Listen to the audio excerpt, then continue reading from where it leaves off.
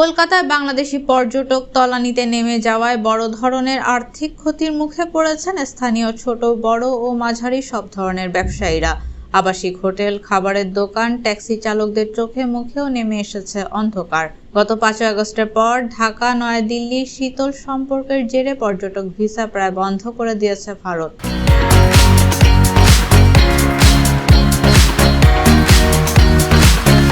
এতে জরুরি কাজে দেশটিতে যেতে না পেরে বাংলাদেশি পর্যটকেরাও পড়েছেন বিড়ম্বনায়।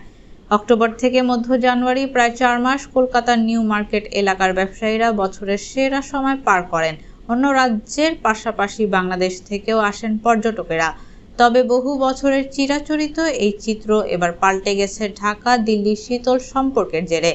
বাংলাদেশিদের গত আগস্টের পর থেকে পর্যটক ভিসা দেওয়া বন্ধ রেখেছে ভারত। আর যারা এর আগে ভিসা করেছেন তাদের ৬ মাসের ভিসার মেয়াদ শেষ হবে ডিসেম্বরে। কলকাতার মার্কেট বা হোটেল পাড়ায় যে কজন বাংলাদেশি পর্যটককে দেখা যাচ্ছে তাদের বেশিরভাগেরই ভিসা ইস্যু হয়েছে জুলাইয়ে। পর্যটক খরায় হোটেল, বিপণী বিতানের মতো কলকাতা ঢাকা রুটে সরকারি বেসরকারি পরিষেবাও প্রায় বন্ধের মুখে।